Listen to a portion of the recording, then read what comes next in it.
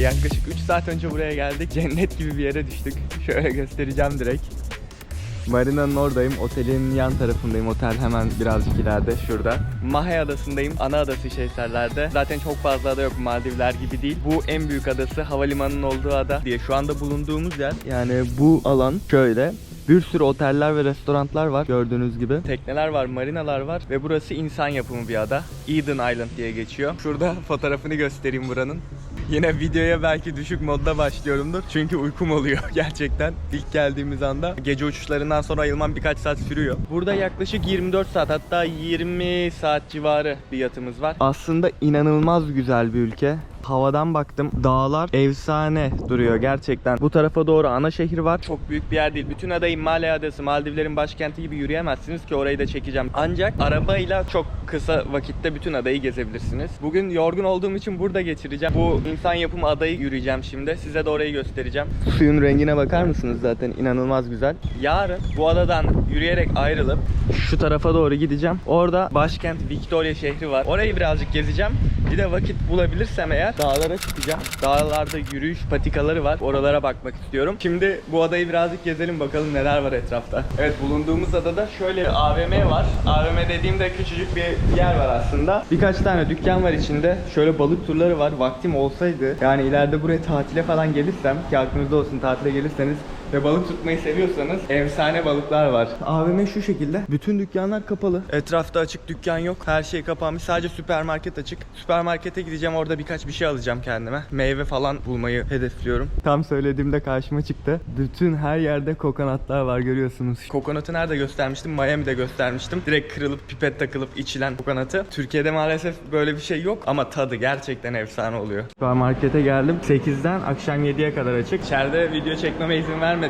Türkiye'de de var mı bilmiyorum ama dünyanın hemen hemen bütün ülkelerinde gittiğim süpermarketlere girince hemen güvenlik geliyor. Not allowed, istemiyoruz, çekmeyin diyorlar. Hatta bu kanala başlamadan önce geçen yıl bir ara dünyadaki süpermarket fiyatlarını göstereyim demiştim. 3 tane ülkeye gittim. Üçünde de yasak dediler. Dedim bu iş olmayacak. İçerideki fiyatları şöyle kısaca söyleyeyim ama size. Bir dilim karpuz 200 liraydı TL bazında. Çileğin kilosu da 400 liraya falan geliyor. Girişte direkt şöyle bir marina karşılıyor. Hava inanılmaz bozmaya başladı. Tropik iklimde böyle şeyler bir anda hava değişebiliyor. Tekne turları, balık turlarına vesaire buradan çıkılıyor. Yani şu görüntüye bakar mısınız?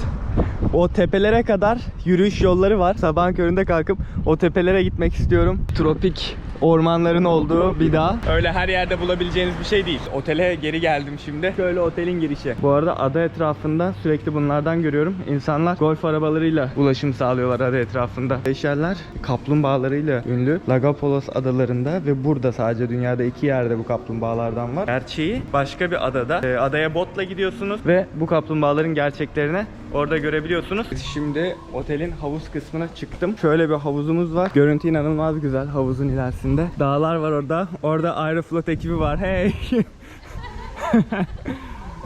Onlar da bizimle birlikte gelmişler ama yaklaşık onlar 4 gün falan kalacaklar. Bizim sadece 20 saatimiz var burada. Havuz gayet güzel aslında ama hava kapandı. Evet, yine burada su tabii ki pis. Çünkü nerede tekne var orada su pis oluyor. Evet, görüntümüz şu.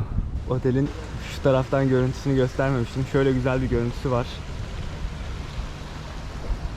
Küçük bir otel. Zaten ülke küçük, ada küçük, her şey küçük, her şey minimal. Sadece tekneler büyük. Şimdi bir tane restorana geldim. Burası aslında hem restoran hem club'mış. Koronadan dolayı club kısmı kapalı tabi. Ahtapot söyledim kendime. Okyanusta olunca şöyle ahtapot çok gözükmüyor. Yeni GoPro 9'a geçtim. Ayarlarını yapamadım daha. Tadı fena değil, az önce tattım. Gayet güzel. Bu ne kadar oluyor Türk parasıyla? Yaklaşık 200 liraya falan denk geliyor şu tabak. Normal bir hamburgerde söyleseydim 170 liraya falan geliyordu zaten. Hemen hemen bütün yemeklerin fiyatları aynı. Cennetten herkese günaydın. Şu ikinci sabahımızdayız. Hava bugün yine kapalı. Şöyle bir görüntü var sabah için. Bizim ekip de orada el sallıyorlar. Burada işaretliyorsunuz ne istediğinizi. Ondan sonra bitiriyorlar burada işaretlediklerinizi.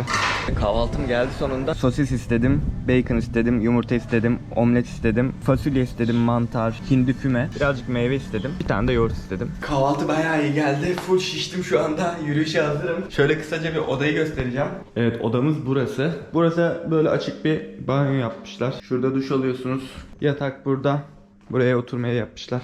Şöyle de bir balkon yapmışlar. Balkonu beğendim. Şurada bir tane eski tekne görüyorum. Çürümüş, orada kalmış. Gerçekten inanılmaz güzel bir görüntü var. Evet, galiba çıkış var. Bir tane çıkış görüyorum sanki. İçine düşmezsek şuraya iyi. Evet, çıkmayacağım. Hiç güvenli durmuyor. Sanki şuraya bastığın anda aşağı gidecekmişsin gibi duruyor. Böyle şehir merkezine geldim şimdi. Tabii oldukça fakir bir ülke. Şöyle görüyorsunuz otobüs duraklarını. Şu ana kadar gezdiğim en fakir duran başkent diyebilirim dünyadaki. Ama güzel olan şu var. Her yer yemyeşil. Şimdi şehrin merkezinin tam ortasına geldim. Burada tarih müzesi var. Koloni oldukları zamanlardan kalan silahlar vesaireler var içeride. Şu an kapalı tabii ki. Ama şöyle bahçesinde gezebiliyoruz. Bu arada burası merkezin merkezi şu anda. Saat kulesi falan filan burada. Şurada bir tane kilise var. Dağlar her yerden olduğu gibi buradan da çok güzel gözüküyor. Evet, burada trafik. Sadece burada gördüm şu ana kadar trafik. Hamburger şu anda burada 75'miş. Otelde 420 idi yanlış hatırlamıyorum. Yani 5 katı otelde fiyat çekiyorlar. Şehirde her şey minimal. Kazinoları bile, şurada bir kazinoları var. O kadar. Yollar küçücük. Ada ülkesi olunca tabii. Maldivler'de de aynı şekilde. Diğer ada ülkelerinde gittiğimizde aynı şekilde görüyorum. Şöyle bir hediyelik eşya dükkanına denk geldim. Böyle deniz kabukları satıyorlar. Kolye, tak. Aslında Antalya'daki bir hediyelik de eşya dükkanına çok bir fark yok. Sadece kaplumbağalar var farklı olarak. Buraya özgü oldukları için. Onlar da inanılmaz pahalıymış zaten. Şuna 1500 istiyorlar. Para birimlerini çevirirken şöyle bir uygulama kullanıyorum. diye. Bunu offline olarak da kullanabiliyorsunuz. Şu anda internetim yok. Yani 900 liraymış o kaplumbağanın fiyatı. Gerçekten saçmalık. Böyle bir sokağa çıktım şimdi. Alışveriş dükkanları var. Pazar yerini buldum arkadaşlar. Nakitim yok ama sadece bakacağım. Genellikle meyveleri poşetlemişler. 3 tane domates koymuşlar. Yine uygulamamızdan bakıyoruz hemen. 3 domates 30 lira. Domatesin tanesini 10 liraya yiyorlar. Afiyet olsun. Gerçekten afiyet olsun. Aç kalırım daha iyi. Ada ülkelerinde ucuza bulduğum tek şey şu muzlar oluyor. Kokonatlar bizdeki kokonatlardan. Türkiye'deki kokonatlardan burada. Şöyle baharatlar var. Şu yıldız meyvesi benim en sevdiğim meyvelerden birisi. Bali'de bedava bunlar. Fiyatlar yok üzerlerinde. Sadece ilk girdiğimiz dükkanda fiyatlar vardı. Muhtemelen adamına göre fiyat veriyorlar diye tahmin ediyorum. Fiyat olmayan her yerde aynı şekilde oluyor. Ha işte bak kokonatçı. Şöyle parçalıyor. Ondan sonra suyunu içiyorsunuz. Kart geçen bir yer bulursam su alacağım.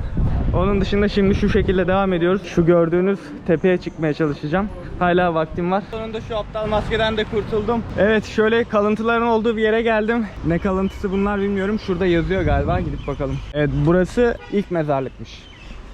Bayağı eski. Ne kuşu olduğunu hiç bilmiyorum bunun. Ama balık avlıyor orada. Şurada küçük küçük balıklar var bakın. Bakalım yakalayabilecek miyim avlarken. Ha yok, balıklar kaçtı. Evet, toplam 1,5 saatlik yürüyüşün sonunda buraya gelebildim. Az önce gösterdiğim evler şunlardı. Hedeflediğimiz yere ulaştım. Ve şöyle bir manzaraya kavuştuk. Şuradan bir tane akarsu akıyor. İleriden böyle aşağı doğru devam ediyor. Yani şu yeşile bakar mısınız ya? Her yeri kaplamış yeşil, doğa. Her yeri kaplamış.